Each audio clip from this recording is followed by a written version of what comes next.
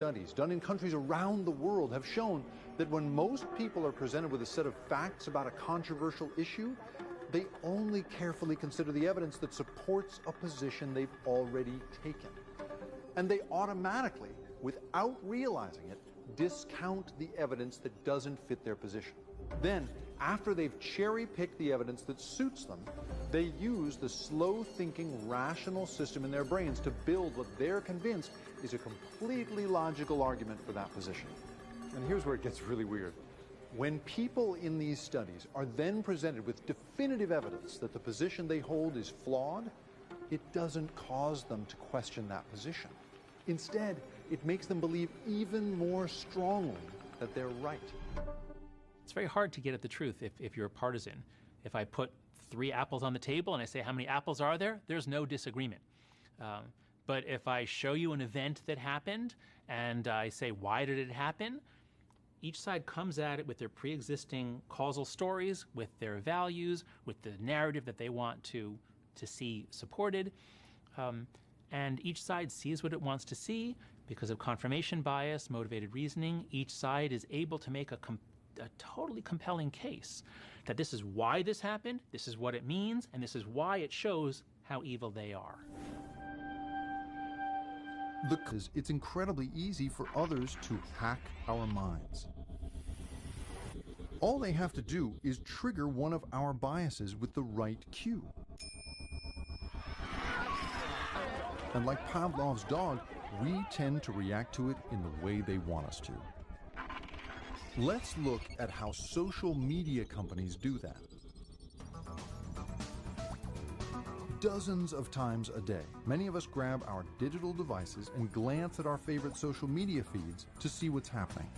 And those companies know that the only way they can make money is if what we see in that one glance automatically grabs our attention and we start clicking. Your attention is very valuable. There's a lot of people who want it, and without realizing it, you can easily lose control of your attention. A million flashing lights, attractive objects, a garden of the lights pull you in different directions throughout your day. We flatter ourselves by thinking we can resist these things. You're kidding yourself. The truth is, we live in environments that are constantly plundering and seizing our attention. But while social media may be new, the strategy it relies on for plundering our attention was born here in New York nearly 200 years ago. Early in the 19th century, the sellers of the first tabloid newspapers realized that all they had to do was put stories on the front page about murders and sex scandals involving people their readers did not trust, like politicians and rich kids who'd never worked a day in their lives. And average men would almost automatically cough up a penny to see them. And the stories didn't even have to be true.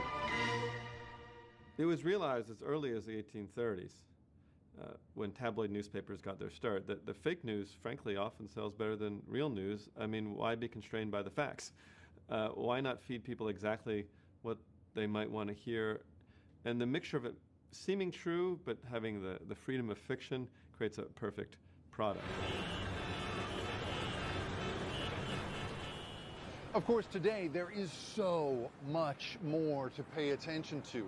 Every grisly murder is streamed right to your phone, and we're exposed to a constant array of outrageous tweets and sexy clickbait. But here is the key. Though the technology has changed, the strategy for making money is the same. Those tabloids, their product wasn't the news.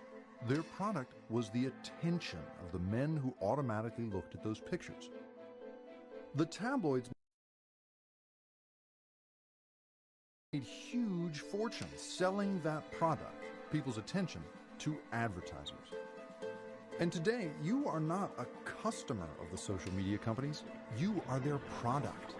And they're making huge fortunes selling their product, your attention, and that of hundreds of millions of other people, to advertisers. That's how Google is, that's how Facebook is, that's how Twitter is. It's all about making audiences into products bundling them in different ways and selling them to advertisers. To get your attention so they can then sell it, companies like Facebook try to make it feel like everything you see and hear on their site is coming from your family and friends. One of the reasons that social media is seen as a valuable advertising platform is this idea that it colonizes a continent which was previously undiscovered, which is the power of friends and family to recommend things to you, in a way that you trust. And so we have an entire generation of technologies built to take advantage of the influence of our friends, family, and other peers on our decisional processes by mimicking those processes, so much so that we don't realize anymore that the people we're listening to aren't really quite our peers, friends, and family, but we still think they are. One way that Facebook makes it feel like the posts they send us come from our family and friends is to mimic the way actual families and friends tend to view the world through the lens of the same biases. To pull that off, Facebook collects data on the political views contained in the posts that groups of friends share. To figure out what's really happening around us, we have to, just like with the pattern of 3 numbers, tap the brakes on our autopilot system. Slow down, gather the facts, and try to... One thing Facebook and other forms of social media do is they give us an opportunity, which then becomes an obligation, to constantly be self-presenting, to be signaling virtues, signaling which side we're on this, that, or the other issue. So we now are constantly taking sides. That makes us more moralistic. At the same time, social media gives us this river of outrage that is constantly reminding us of what group we're in, which is good, and how evil and horrible the other group is. You put these two things together and you get hyper-moralism, hyper-judgmentalism. People are constantly showing off and displaying their moral judgments, and they're bonding with their tribe to hate the other tribe. So if you have a media and psychology environment in which people are wired up, constantly sharing information, and there's a lot of research now showing that the more emotion arousing it is, the more likely it is to be shared. So if that's the environment, and now you start injecting totally fake stories into this superheated environment, they're going to be sent around at warp speed. Social media programs like Alex Jones's InfoWars take advantage of people's willingness to embrace disinformation to alter their view of reality. Sandy Hook doesn't add up. Alex Jones is the most prolific and influential conspiracy theorist in the United States. My gut tells me the White House, people controlling the governments were involved in this. Jones's claims have included that the murders of the children at the Sandy Hook School in Connecticut were staged by the government. And he filled both his show and website with apparent evidence backing up the charge and calls for Americans to fight back. You don't think we're not going to fight you? You don't think we don't know you're going to blow stuff up and try to blame us? How do we know for certain that Jones's statements are disinformation? Because during a trial over custody of his children, Jones's own lawyer stated in court that Jones's performance is an act, one similar to the act put on by a movie star playing a deranged character in a fiction film. Randall Wilhite told the judge that using Jones' on-air persona to evaluate Alex Jones as a father would be like judging Jack Nicholson in a custody dispute based on his performance as the Joker in Batman. But during his performances, Jones never mentioned that it was an act, and neither did distributors like YouTube. In fact, YouTube calibrated its algorithms so that it recommended increasingly radical content like this to each of its more than 1 billion viewers.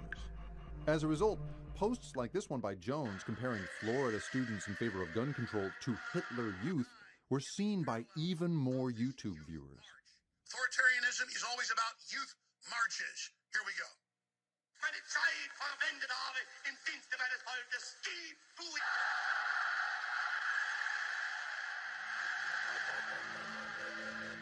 Only as Jones's posts became ever more outrageous and some platforms banned him, did YouTube follow suit. For YouTube, it was just a minor blip in its bid to make as much money as it can by capturing 1 billion viewers' attention.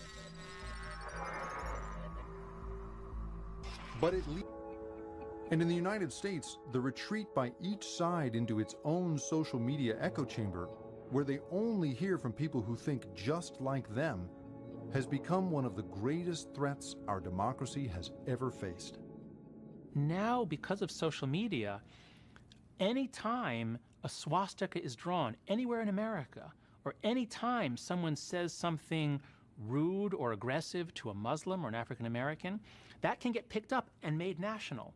And since we'll never get to zero, these things are always going to happen somewhere in our country of 330 million, so there will always be a supply between 10 and 1,000 incidents every day to keep the left in a permanent state of outrage. And same for the right. It's very hard to have democracy under those circumstances because democracy requires us to compromise. But how can you compromise with them when they are so evil? One result is that amid the most avid consumers of social media, young people, fewer than 1/3 think it's very important to live in a democracy.